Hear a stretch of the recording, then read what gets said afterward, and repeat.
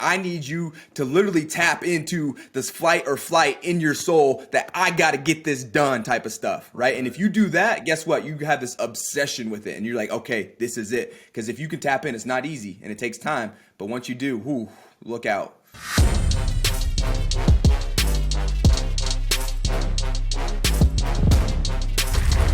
Interview prep, baby. Pass the torch, man. Keeps getting better. So today I am with Austin Ekeler, LA Charger running back, superstar, underdog journey to the NFL. He does a lot, greatness on the field, does a ton beyond the field, which we're going to get into. But Austin, thank you for joining today, man. Yeah, thanks for having me. And, I think from an outside perspective, it's the underdog because, as an underdog, you don't ever think of yourself as an underdog, right? So just like to put that out there when my name has been thrown in the underdog story. I can appreciate that. So let's get right to it. I mean, throwing it all the way back to your childhood, right? Because from the outside perspective, like growing up on a farm in Colorado, you do kind of give yourself that title. It's like, oh, this guy's never going to make it to the NFL. But you yourself, you had that confidence, you had that mindset. But I guess growing up in a small town in Colorado like that, like when and how did you fall in love with the game of football? Yeah, and so for me, it's unique because I didn't grow up thinking, I was going to make it to the NFL. I actually didn't watch the NFL until my junior year of college. For me, what I think really helped me and continues to be ingrained in who I am as a person is I learned how to work hard and what hard work was. And not necessarily getting results from any of it, but that's what the standard was. That's what I was in, the environments I was in, whether it was, working on the ranch, building fence, barbed wire fence along, the highways to keep the cows off. That was my mom's ex-husband's job, company. He had a fencing company. And we'd be doing that in the winter or in the summers during off. And then when it wasn't that, it was sports, right? So I was in this really competitive environment where it was like you just have to work hard and that's just kind of what you do. And so growing up in that, it's definitely given me this type of mindset where that's how I just am. I just freaking go as hard as I can when I'm involved in things. Yeah, there's probably a lot of things too, like growing up on a ranch, like whatever it is, working on fencing, all that stuff that actually does translate to a football field, whether it's like strength or whatever it is, mental, but there's a lot of that stuff that probably translates to the football field, right? Well, one of the biggest things I think that helped was this guy, my mom's ex-husband. I hated him, and so he and guess what? He didn't care. We were there to build miles of fence, right? And so this was not just come out here, be casual. Like you were running to go. Like when everything, this man worked as hard as I've ever seen anyone work. I've never seen anyone work as hard as this guy, and that was early on in my life. And so being around him, it was like if he asks you to do something, you run. Like when he does something, he's run. Like he's on a jog. Like he's going to get stuff done. We're in the tractors. We're stringing barbed wire. We're out here just pounding through manual labor. And when you're in that environment, the mental toughness that you have to have, because what's the result? Like for me, I was a kid. It didn't really seem like anything, right? I'm just doing this because I'm being told to. And so when you're in that environment, it really ingrained inside my head that that's just how you're supposed to work, yep. Right? And this is what you're supposed to do. So when I brought that mindset to like sports and athletics, or in academics, I was miles ahead of so many of my other peers because I'm like, this is easy. Like this is nothing. Like, oh, you got to study, you got to go and practice, you got to do extra stuff. Like that's what we do. Like that's not the standard for you. And so I think that's what helped me get started on the right path. Yeah, 100%. And you obviously had a super successful youth career in high school and whatnot because you went on to play college football. But it wasn't the college football that many think you actually did. You were a D2 school, Western Colorado. So I guess, yeah. How did that come about? Did you get any D1 looks, or was it solely like you just had some D2 offers and you took what you could and ran with it? For me, like I said, I wasn't focused on like what's next. I didn't know what was next. I was just kind of going through my high school career, getting that done. And, I had some success with track and basketball and football, but it wasn't crazy. Like, it wasn't like, wow, this guy's jumping off the page at you. Football would have been, I guess, the category where that would have been my best sport if you looked at statistics wise. And so I didn't have any big offers. I had 0 D1, D1 AA. None of those schools wanted to come talk to me. And really, I was just looking for a way to really go and pay for my education and get some help in that category. So I was like, for me, like I said, I didn't watch the NFL until my junior year, so I wasn't really thinking about that. I watched the PBR growing up. Like Chris Shivers, was a professional bull rider back in the day. He was like my guy. I was gonna say you probably rode some bulls back in the day, right? Yeah, I rode a few bulls in my day. Yeah. So that was my cowboy days. Those are long gone. but definitely appreciate those days, even though they were hard times. And I come to this moment now where I'm in high school and I'm not getting any really offers. I finally have one school that wants me to play running back, and it's Division II school, and that was the only offer that I ended up getting. And it was like, yeah, let's do it. I had a couple other Division IIs that were interested, but they wanted me to come on and see where I'd fit in. They wanted me to play an athlete or maybe switch to DB, and I was like, no, I want to play running back. And so I stuck to my intuition and went with Western, who wanted me to play running back, and was really going there to focus on getting my education. Yeah, and I think that's a lot of different unique perspective that a lot of guys and pro athletes today that don't have. And we're going to get this to later on in the conversation, your experience kind of as an entrepreneur with experience. But I think that goes to say with, like, it was never football first for you. It was always just like a stepping stone. And so that's why you have that mindset of, like, you want to take advantage of your days as an athlete now to build for your future. Right. And just a bit to elaborate on that, as far as, football wasn't necessarily a step, but it was almost like a vessel that I could use my skills and my mindset and apply that to that, just like it was for school, right? School was an opportunity to apply my work ethic to that, and same thing for sports. Yep, 100%. So sticking with football right now, you went on and had a pretty crazy pro day experience from the research I've done. So I think they didn't have one actually at Western Colorado. You had to go down to Boulder, and you were on the second tier of the pro day, and there was only about 20 guys, right?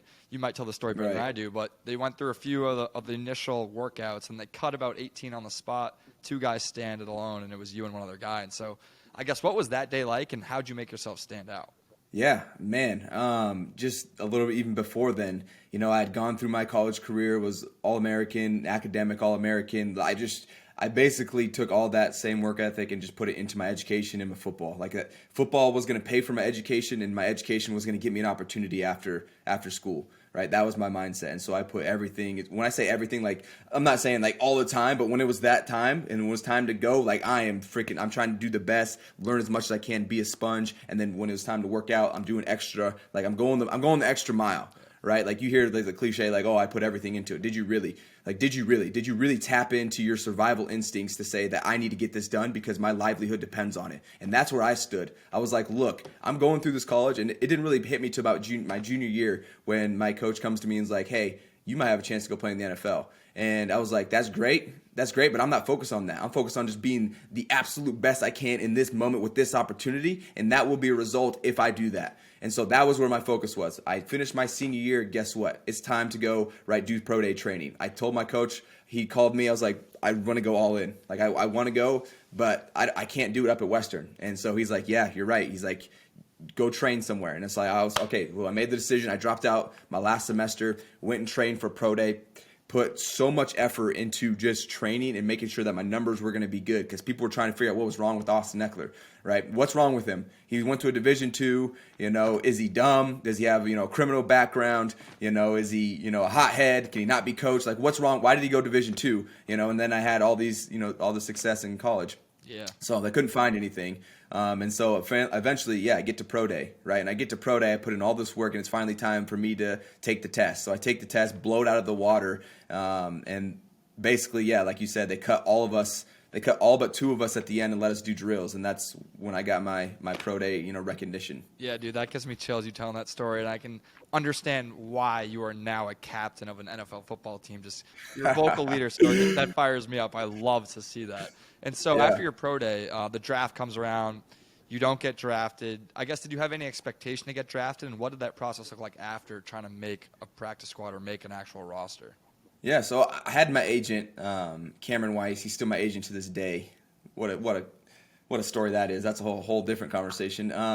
But he was advising me. He's like, look, man, like, if you're on the draft board with somebody and they have you graded the same, and someone went to LSU and someone went to Western State, they're going to be like, well, we can pick this guy up in free agency. We'll take the LSU guy if we need a draft, running back, 6th or 7th round is what he probably said I would probably get picked up if anything. And so I was like, okay, like, my expectations out the window. Don't know if I'm going to get picked up. I know there's teams interested because after that pro day and then during the year, people were coming to watch me practice at my senior year. So I knew there was interest. So I figured we'd get signed at least to a mini camp signing from there. But really had no expectation to be drafted. Yeah, and then so I think it's 2017, right, and you get your shot.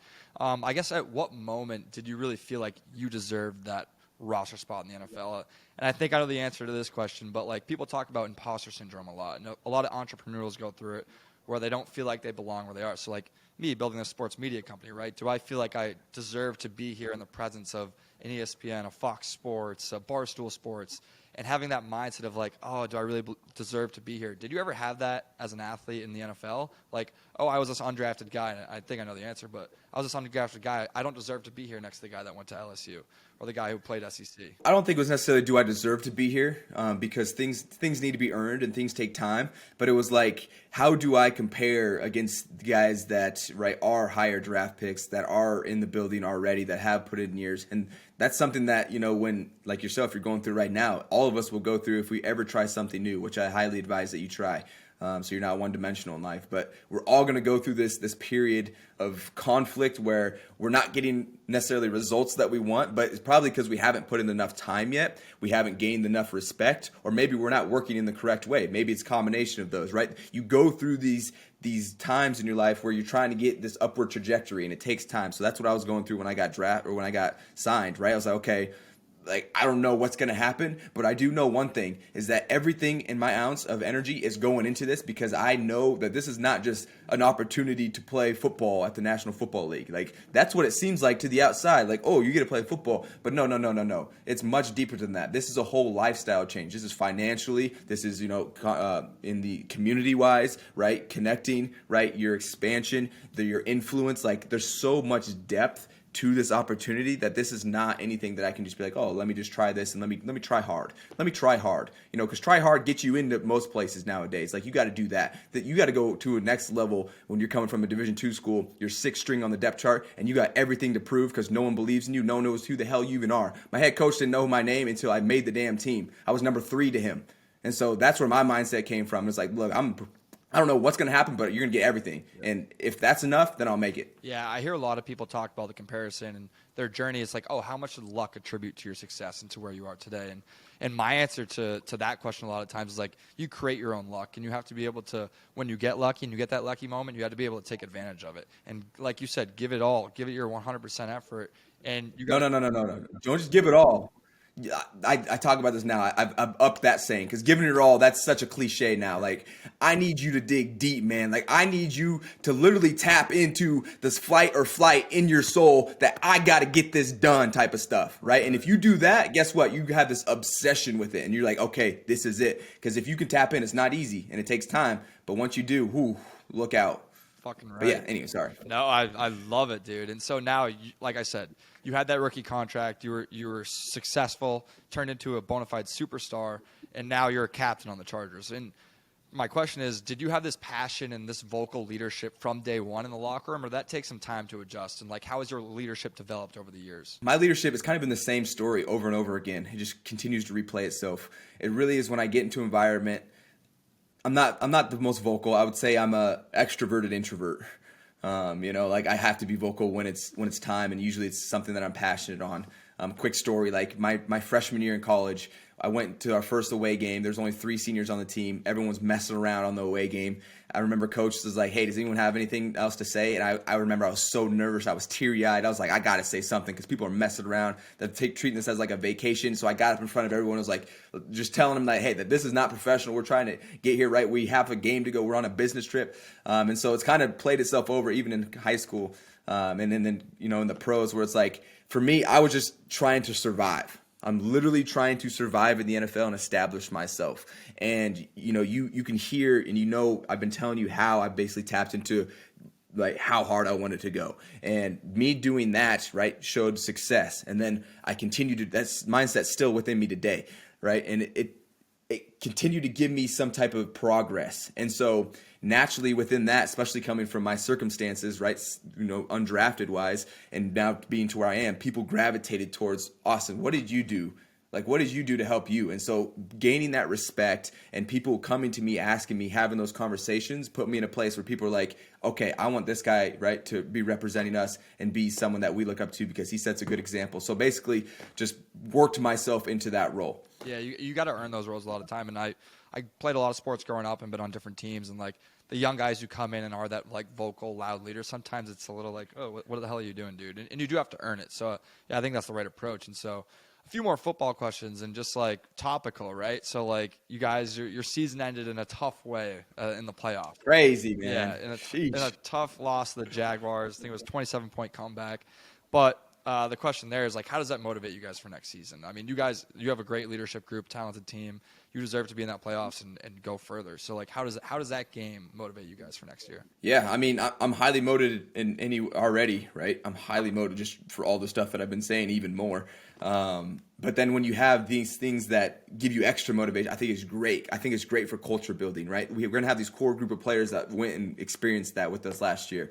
And, I mentioned it to Coach Staley, like I'm bringing the same energy that I felt after that game into our training camp because I want these guys to feel and remember how we felt and remember that we got unfinished business to go take care of, right? And so it's like, look, we're going to have a turnover. Yeah, we're going to have new rookies, new coaches, all that. But guess what? When it comes to the culture, that's going to be the standard that we got to get back there because we have to do way better than that because we have so much more potential, so much more talent, right? And it's not going to be easy, no doubt. But that's why we bring that same mentality that we had after that loss back into this because we know all the work that we put through. We know that, hey, it's going to be that extra little push, at the end where you remember you got punched in the face last year and you're not going to let that shit happen again.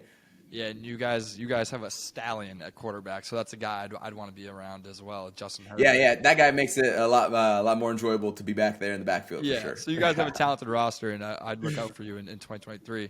And so we're in the offseason right now, obviously, and so I've been following you on Instagram. You are putting up some big weight in the weight room. Oh yeah, I see a lot of different challenges. So nothing's changed. Yeah, stuff like that. And so I see the 315 challenges, squat challenges, all that.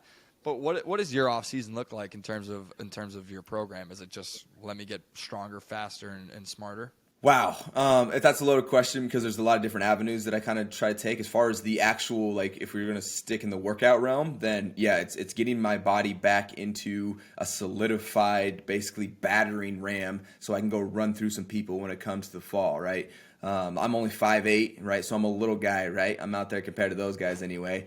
So what does it got to be for me? Well, I had to have my other skills be so good that I can still be put out in the field and have success, right? So it's my durability, which comes into me, right? Being able to push weight, being able to be, rock solid. It's my quickness and speed, right? And ability to, yes, absolutely know the playbook, be smart. Because a lot of this, is right. It's timing, right? It's right place, right time, right? Because we have all these schematics, and guess what? There's a ton of athletic guys in the NFL, right? And so for us to be successful, especially, it's just, a lot of it's the mental part. So putting all that together is basically what I'm looking for during the offseason as far as the workout program. Yeah, and so in the last football question, fantasy football. I feel like you lean into that community a little bit. You embrace the fantasy football, and all the things you're talking about now is the reason why you're a first-round draft pick every year. But I guess, and this could lead into our conversation about experience and what you're doing beyond the field, but why do you lean into that community of fantasy football and engage them a little bit? My question is, like, to other people, not to answer a question with a question, but why would you not?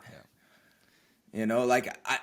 I don't understand. I really don't understand the reason, and maybe this is why we're different. Like, we're all different. I get that. Maybe this is why. Maybe I have a different perspective, but I don't understand why NFL players do not take the opportunity that's right there, the lowest hanging fruit that you can tap into and make thousands of dollars if you just want to make money in this space, because people are already going to do it. It's already existing right there. But on top of that, which is even more important to me, is you get your name in front of so many people that give you so many opportunities as far as able to connect, as far as to get endorsements, as far as to build stuff, as far as to learn. You can extract so much value from something that's already existing there, and you can do minimal work because the ESPNs, the fantasy football, you're already doing the work. This is just a sub result of it. And so for me, it's like it's low-hanging fruit to get so much value extracted from monetarily, socially, network, education-wise. And like, how could I not what? Why? I come back to my answer. Why would you not? Yeah, and you're cultivating that community now as an athlete, like at the peak of your career, right? You're the most relevant, whether you want to hear it or not, like right now. Yeah, Danny, let me tell you on that, because guess what? For the other, especially skill position players, why right now while you were playing, you were on their fantasy teams. You're in the, your commercials. You're in, the ESPNs, the fantasy talk shows. They're talking about your name. And guess what? So you have this spotlight that's on you right now, right? I got this light on my head. Here it is.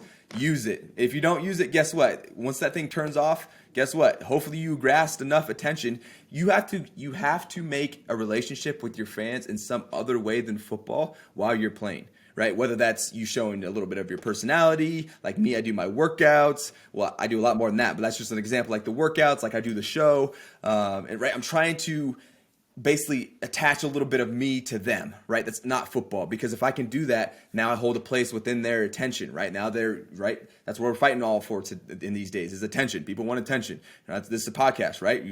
Hopefully we can get some attention on this. Hopefully you all listening, right? Grabbing some value from this so we can get more people to come. But it's all about value, right? And so have the spotlight, use it while you can, because when you flip that light off, guess what? Lights out, and then it's back on you. You don't have the platform anymore. Right. And especially as an NFL running back, that's a shelf life that is one of the smaller ones at the position. I don't think the average career is like 3 or 4 years, right? And so you want to extend that. And so it gets tricky. If we want to get into a little bit more football talk, it gets tricky because here's why. When you're a rookie, especially if you're not one of the first picks, you don't need to be worrying about any of that stuff. You need to play ball. You need to play football. That's all you should probably be focusing on.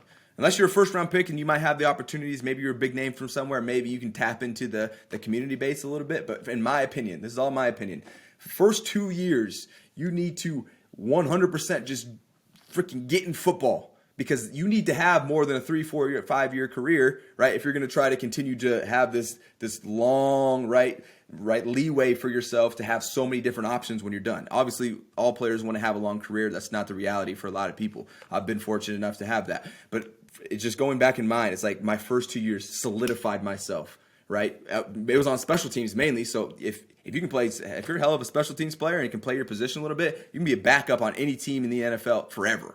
There's special teams guys that have played 12, 13 years, but they're backup linebacker or a backup running back, or a backup tight end, but they're boss on special teams, right? So you can't tell me there's not enough sticky stuff down there. And so for me, it's like, get established, right? Understand how this game works. Get yourself in, right? And when you do that, okay, now you're going to get older. Now you're going to get an off season, right? Now you can focus on, right, starting to build this community part up and then really tap into all the value that the platform has to have. But early on, yeah. So it's a balance, man. It's a balance. What can you handle? What do you know? For sure. I mean, it's easier for the Justin Herberts of the world that are that successful on the field to build their brand beyond the field rather than like the backup left tackle, right? I was going to say, because here's the thing, just building on what you said. Yeah, a guy like that, he's established. What about the 53rd guy on the roster? You think he needs to be focused on, getting all this extra value? Sure, you can, but you need to stay on the damn team first, because you're not even going to have a platform if you're not on the team first, right? So there's this balance, right? Like, how can you extract value? But it's all about the timing, when you're doing it, right? How you're doing it, and making sure you keep the main thing so you can stay around and continue to have this in your back pocket as you continue to progress during your career. So, man, it's good stuff, though. It gets me excited because, I love to talk to the young guys, even the older guys, and tell them how, where I started, how much I've done, and now where I'm at now, which is another conversation, because people come to me and they're like, man, how'd you get this started? And they're seeing my real estate portfolio is like over 100 units. And I'm like, you don't even ask me that. That's the wrong question. Like, let's go back to, what are you learning about right now? Like, don't look at what I have. Don't look at someone else's results, because if you do that, you're going to be discouraged. You can be like, dang, they got this. Like you mentioned, like Fox and all these other sports. Like, if you look and compare yourself to them, you're nothing. You should just give up now, right? But guess what? You have to compare yourself to you and where you're going and your trajectory, because that is going to be, right, the road that you're going to travel. You're not traveling their road. You're traveling yours. So you got to start with you. And so that's what I always come back from our young guys when they're trying to tap into, like, hey, tell me about your story, which is my story is great, but it's not necessarily the things that I have aren't going to help you. The processes that I use might help you though, right? But the things that I have, you can't compare, because I had my connections, my education, stuff like that. Yeah, the whole reason we started TorchPro in the beginning was to help athletes use their influence for positive change and inspire the next generation. So it's super cool to see you using your platform as an athlete, inspire the next generation. That next generation could be an 8-year-old. It could be a rookie on the Chargers. And so it's cool to see you have that balance and have that kind of understanding of your journey and pass along to the next generation. So that's what TorchPro is all about. I appreciate it. Well, good stuff. You guys got a good thing going then, it seems like. Yeah, and so I want to talk about what you got going on now. So, Yeah. experience. Obviously, a play on words with your last name. Love the name. But I've been in the platform a little bit. I know a little bit about the platform. But from you, why did you start the business? What was your inspiration for it? And give everyone kind of your elevator pitch on what experience is all about. Ooh. Well, I'm on a podcast, so I can give a little bit more than an elevator pitch. Please do. But basically, what I was realizing was, especially as I started to grow a community, grow some fans, is that I would get all these brand deals, right? And brand deals are great, but what are they trying to do? They're saying, okay, let's get all of Austin's fans to come over here and look at our stuff because our stuff's cool, right? And so we can pay Austin to do that. And that's great. I think everyone should, especially do brand deals that they love the product with. Like I have some great products that I work with that I do brand deals and stuff with. And so that's great. But I was like, how can I as an individual connect with my own fans though and use my own likeness to make some money but also connect with them, right, and grab their attention? Because I'm really the person that, right, is being pulled around. Well, it's like, how do I use myself and what I've built? And so that's exactly where experience comes in, right? It's an opportunity, right, to offer. I call it a menu. Basically, imagine you're at dinner, right, and we're serving Austin Ekeler today, and all the things are the things that Austin is willing to do to engage with me. What do I mean by that? Like if you want to get your jersey signed, right? Now we have a way to do that. That's my favorite one because it's like the newest one in the market. If you want to get your jersey signed, where are you going to go? I do like one signing a year. So good luck. And so it's like, let's open access to that. If you want to do a video chat, if you want to, get a personalized video, if you want to play a game with me, if you want to check out my item store, like I just had some like custom posters made, right? And they're actually already pretty much sold out. But like custom things like that you're not going to find anywhere that we can offer to our community. So basically, I wanted to make a platform where us as influential people could utilize our own likeness, connect with our fans, monetize it, but really create our legacy, right? Because guess what? Not everyone's going to get access to us. People want access to us all the time, but we can't give that, right? So how can I made a way to organize it and basically present that. And the importance of that is your legacy lies within the memories of your fans.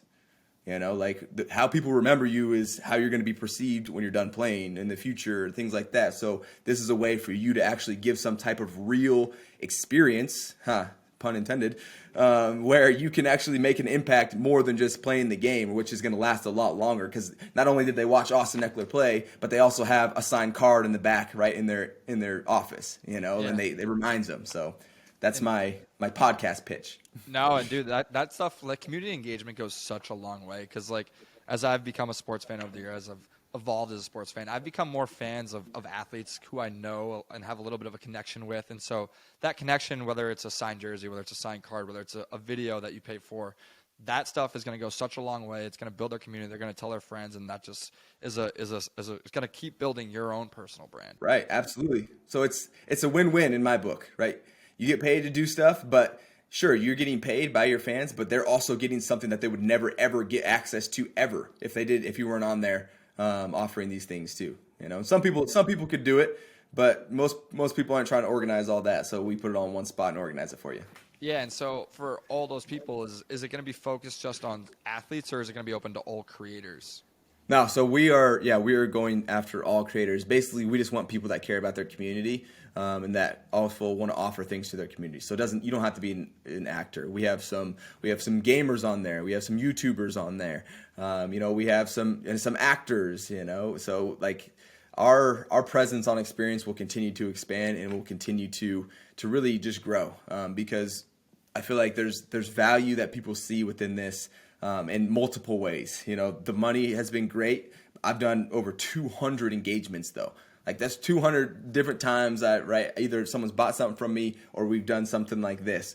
And so like it's awesome too. And when you actually get in there and actually do like a 5-minute video chat with somebody and that you see their excitement in their face and how much of an impact that you make on them, it's like, okay, that was pretty cool. So that's why I love it. It goes back to inspiring people in a positive way and using your platform. Who are some athletes and creators that we can expect to see in the coming months as a platform kind of? Wow, that is a great and broad question. There's 5 of us right now on our recruiting team. So we are actively trying to let people know that, hey, we are in the market and that we are fully functional. And so really I've tapped into my my network like right away, which was right guys that I've talked to this about. Like Justin Jackson was one of my running backs that I was with for 4 years, so that's my guy. Jumped on there for me. I also have my girlfriend Mel, who's big in the influencer social media space. So she has a lot of her. She's a dancer. She has a lot of her people getting on there as well. So it's really athletes that I would expect you to see on there next, not just football players. I think we actually have a volleyball player on there as well from Nebraska. So college, pro, athletes, and then you'll start seeing the people in the YouTube, TikTok, Instagram space as well. Will probably be the biggest plays we'll have upcoming. It's very cool. It's very cool. We'll have to get some of the TorchPro athletes that we work with, some of our hosts. We'll have to get them on the platform. Yeah, absolutely. And I never push anyone like, hey, you need to do this, because it takes the right personality that wants to actually connect with fans, right? And so we present it as, hey, this is an option for you to basically boost your own brand. And we want to help them, right? Whoever gets on there as an athlete, I'm immediately hitting them up, or someone from my team, Madison, will hit them up, be like, hey, like, welcome. We can help you get signed up. If you want some custom posters, we got you. We can get that made for you. If you want any custom like player cards, we got you. I'm getting some custom T-shirts as well that I'm excited to announce here in a few days. So sneak peek there. So like we as the Experience brand want to help people help themselves, right? Like I want people to love you. I want people to interact with you. I want people to be fans of you, right? Obviously it helps us as a business, but then more importantly, it's going to help you, which then helps your fans, which then helps us again. And it's a big cycle of wins, That's a cycle I can get behind. And so, all right, where would you want to send these people to go check out Experience? Yeah, so if you want to check us out on experience.net, and it is EKS, so X. People call me Ek, so Experience, EKSPERIENCE. Or you can download us on, actually, we're on iOS and Android at Experiences, because someone snagged Experience. We're getting it, though. Experiences, put an S on the end if you're looking at it in the App Store. It's crazy how that game works with, like, whether it's a website, domain. Like, it's such Right. a crazy game. Like, well, we almost have the Instagram trademark, so then we can go get our name in the App Stores. So Yeah. Well, that's awesome, dude. Congrats on all that early success. I'm excited to see you, again, using your platform for positive change. And you are truly one of the more unique pro athletes, I think, in today's game that really understands it. And this is something we preach at TorchPro is like, you need to take advantage of your influence and of your network as a pro athlete today when you're relevant to set yourself up for life after sports. And so It's cool to see you doing that. I appreciate it. I think it all comes down to being able to understand what value is, right? And understand that it's more than just money. Money is, like, especially when you're young, right? I know you're trying to end it. Sorry, I'm going on a tangent now. But when we're younger coming into the league, right, the most immediate value we can get is money, right? And then as you start to get older, as you start to get more into the fan base, into the community around older athletes, you start to see that, the people that you do see are these people that have these huge followings and that are doing stuff. Why are they doing that? Because they have some type of community aspect, because they have fans, because they're doing things other than football. There's like 1% of the 1%ers that can just play the sport and then have this huge brand, right? Those are the superstars, right? And for the most part, 99.99 of us are not that. So how do we grow our brand otherwise? Well, you got to tap into the community. Yeah, and so no, I'm not trying to kick you out of here because I got some rapid fire for you. All right, rapid. What you got? We can go one word, one phrase, take as long as you want. But all right. Favorite athlete. I'm terrible with rapid fire, so sorry about this. We'll put you to the test. Favorite athlete growing up as a kid. Favorite athlete growing up as a kid. Wow. So I didn't watch any like sports growing up. I watched like Chris Shivers. There you go. Yeah. That was my guy. No one's gonna know who that is in the mainstream sports world, but shout out to my bull riding fans out there who know who Chris Shivers is. Is he the PBR GOAT? Yeah, he was at the time. Him and Ty Murray. That's awesome. I'm gonna check that out. And so now you do play sports, and I'm assuming you watch more sports now that you're a pro athlete. Who's your favorite athlete to watch in current day sports? Favorite athlete to watch? I only watch the NFL. Current day. I mean, for me, I like to watch all of the running backs. Like, I watch all the running backs across the league for selfish reasons, but also like enjoy watching some studs out there playing the position, especially these young guys that have been coming to the league and making a splash. So I'll say the NFL RBs. Love it. And sidetracking here, you trained with Christian McCaffrey, right, coming into the NFL? Yeah. He's a fun guy to watch play. Definitely a guy that, yeah, when you watch him, you're like, okay, this guy is legit. You know, one of those that's like, oh, let's watch C-Mac run. Right? You know, like this guy is, yeah, absolutely. Very legit. Best athlete on the Chargers, like overall athlete. Best athlete on the Chargers, overall athlete.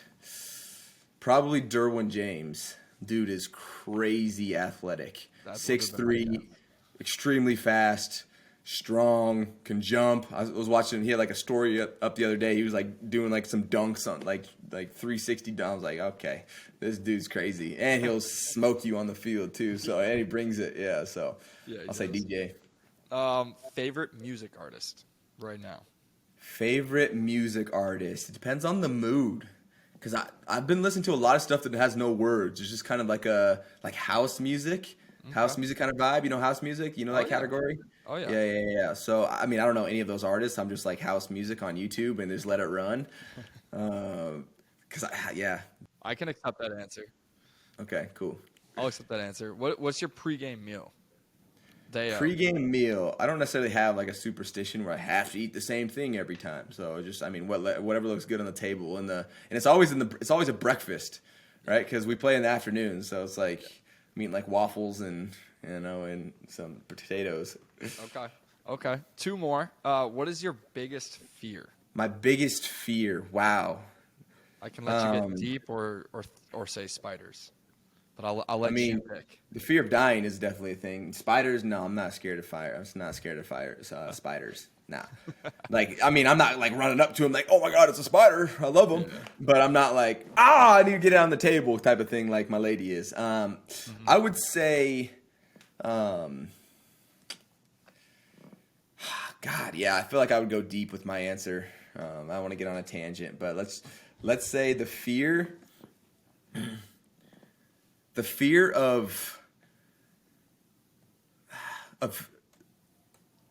settling. Like I don't want to settle. Can't get complacent. Oh yes, yeah, there it is. That's the word. Complacency. That's my biggest fear. Because I know if I get to that point, something's extremely wrong with myself. Mm-hmm. Yeah. Two more, because I just thought of another one. Who is your dream kind of athlete creator that you want to have featured on Experience? And is there one? It's more someone that really actually cares about like doing the interactions. It's people that want to actually do the interactions and not just make the money. The money's great. I've made amazing money doing it, like I said, but I want to get my interactions up. Like, how many interactions can I do? Like, how many people can I influence? How many people can I help in some way? I want to continue to give value. So people that have that type of mindset, right, and that type of, priority board when coming to do it, absolutely the money is definitely a factor, but really that's the golden child, I guess you would say, of Experience that we'd like to have on there. And so, like, for instance, I'll give an example. Mel has this friend, she's got a pretty good following on Instagram, but she's posted like 4 times about how she did she had tears in her eyes when she did a video chat with one of her fans. They finally got to connect, and she finally had the opportunity to do that. And it's like people like that, and then she continues to want to engage with people. So I love it. Yeah, and I'm gonna get on a tangent actually for 1 second, because this is important, and for what you're doing too. And like, we're all about helping athletes create their brands and create content, right? And so when we approach athletes, we talk about this big dream of this brand that they can become and whatnot. And they're like, oh, that sounds great. But we've had a lot of experiences in the past where athletes don't understand that brand building is a process. And so they don't want to put in the work, just like in any other job. It takes work to build your brand. And so, yeah, we've just had a lot of experiences with athletes in the past, whether it's a podcast, video series, where it is not successful based on the fact that they don't want to put in the work. So it's a really important key for you as you build experiences, like finding those creators that want to put in the time to do the engagements and do the videos, because that's how it's going to grow. If we have podcast hosts under our network of podcasts that don't care about their podcast, they're not going to be successful. So it's all about finding that right fit. Well, and look, Danny, I'm going to be honest with you. Just some of these guys aren't built for that. Yeah. Like athletes in particular, right? I would say it's probably a higher percentage of people that can't build their own brand, as opposed to people that have been in like most of like the acting, like this, where especially the higher profile actors, where it's like that's everything for you. Because let me kind of paint the picture for you, right? Athletes, right? We've been playing our sport since we were extremely young, right? We get our hand held, going into middle school, all that, right? Here you go. Here you're gonna go to school and you're gonna play sports. All right, guess what? You're gonna go to high school, you're gonna do the same thing. You're gonna go to school, you're gonna play sports, right? And then, oh, guess what? You're going to college, you're gonna do the same exact thing. You're gonna go to school, get your education, you're gonna play sports. Well, guess what? You get to the pro level, no one's holding your hand anymore. You have to think for yourself now, right? Now you gotta think. Now you got to make it happen. There's no more. Oh, here's how you do it. You go to school. You go to football. That's not a thing anymore. So when people get out here, that's why you see so many people going broke, right? Because there's no one holding their hand, making the decisions for them, the main ones anyway. So now that it's on you as an individual, right? And so that's where we get a lot of young guys, especially because I was in the league 21 years old, right? 21. Luckily I was a business major. Thought I was going to go use my education, so I had some competency to not go spend all my money. But it's like you get in these situations where we're like, oh, we want to do these things. We see the end results of what other people have, and we're like, oh, I want to do that. And it's like, well, no one's going to hold your hand to do that. You're going to have to go do it. Like you have to put in the time. You have to put in the work. The stuff that you never see is what got them to that, right? And you're seeing the finished product, and you're like, oh, let me compare myself to that, right? Going back to that conversation. And so, yeah, man, people aren't built for this, Danny. Like even you doing the podcast, people aren't built for that. They'll try it a couple times and be like, oh, that ain't for me, And so that's my little tangent on that. So I agree with you, man. It's not for everybody. Yeah, and it's okay if someone doesn't care about building their brand. 100%. If they don't want to do it, don't do it. But like, there's no reason to kind of fake it. And if they get angry at no results, it's because you didn't put in the effort. But it's all right if athletes don't want to care about that stuff. But let me say that. It's okay if they don't want the brand, but here's the thing. It goes deeper than just the brand, right? That goes down to just the basic fundamentals of wanting anything in life. Like I'm just talking about if you want to have the freedom, like to be financially free, or you want to have the job that you want, or be in the space that you want. It's going to come down to you going through and actually putting in the effort to actually go and get that done consistently, not just for a week or a month, but years. And so that's where it comes back to my biggest fear is that complacency, where it's like, that seems cool, but it seems really hard. I don't want to do that. That's devastating. Like that's devastating. Like why? What are you scared of? Like why will you not commit? And it takes a long time for us to understand that there's value, not only monetary, but there's like fulfilling value within going and doing the hard things. Like that's where, in my opinion, the most fulfillment comes from life.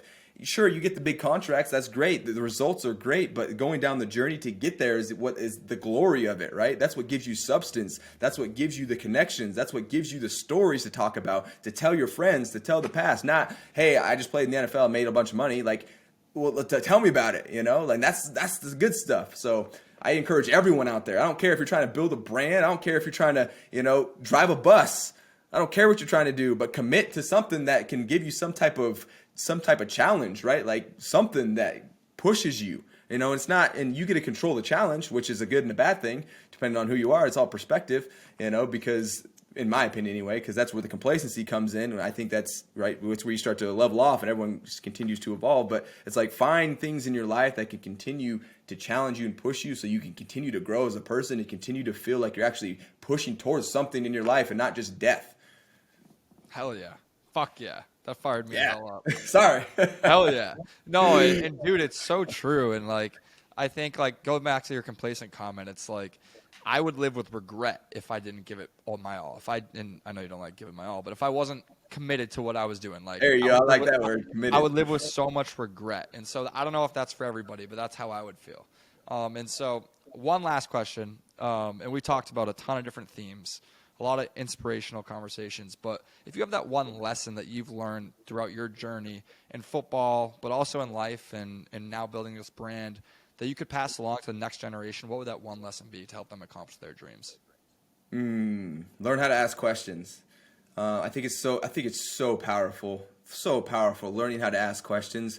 As far as like just my understanding of myself has come from answering and asking questions, from people around me, from me answering people. Like my self-awareness, I truly believe is because I started streaming on Twitch and people kept consistently asking me about different parts of my life. And if I didn't have that experience, I probably wouldn't have as deep of an understanding as my life and my progression as I do, and wouldn't be able to articulate it, as I do as well. And so, but like you're saying, you're seeing this finished product. But if you would go back to my rookie year college, like it wasn't like this until I started answering and asking questions. And that's just people around you, you know, like even like your bosses, your family, like just ask them how they got to where they've been, ask them about their job, ask like even people I have no idea what the heck they do. Like I have a really good understanding now for fulfillment centers because I was asking this one guy and he was running his own fulfillment center. I was just like, let me just learn about that. Let me just ask you questions. Like, how does it work? Like, how did you get started? Like just knowing things like that. And it built the relationship and also built my knowledge. And now my understanding of life, because I've been doing that for so long, is almost cleared in a way as far as how I can see things moving around, especially in the business world and then the athletic world. But man, it's so powerful, the knowledge, right? I hate like go out there and learn because that sounds awful because it's like, where do I start? Well, just ask questions around people, to the people around you. Yeah, and there's no question's a bad question. You'll learn something. And I think it's great, man. I think it's so the most overpowered, underutilized thing that we can do is just continue to ask people questions and things like that, right? Because it's just gonna, right, show someone that they're interested. Like, oh, now you have my interest, now you have my attention, right? And now, right, we're starting to build a relationship because now I see that you care about this a little bit, even if it's just a little bit. And now, as an individual, you get to learn about some things that maybe you know about, maybe you don't, or you get a different perspective. And so, man, there's value everywhere. How do you tap into it, right? Yeah, and you're a curious guy. And so I did my research. I put in the work for this podcast. I listened to a few of your interviews on other podcasts, and you finished up asking questions. So it's funny that was your answer to my last question because I was going to say, do you have any questions for me, being such a curious guy that you are, Austin? I mean, I have a ton of questions, but we're over by like 15 minutes, so we're gonna save it for next time. Yeah, we'll have to do this again. But no, so you were truly one of the more entertaining conversations that I've had. So thank you for the time. Good luck the rest of this offseason. I will be rooting for the Chargers in 2023. I'll be rooting for Austin Ekeler. I'll be checking out Experience. Everyone listening should do that as well. But thank you, Austin, for coming on and speaking some knowledge. Yeah, absolutely. I'm glad I could share my experience. Yes, there you go. That's a great way to end it. Well, thank you, Austin. We'll talk soon. See you, man. Hope you guys enjoyed the show. Please subscribe to our YouTube channel if you enjoyed the content. There's plenty more Pass the Torch episodes, along with other podcasts we got going on and video series we do. So subscribe, and we'll see you later.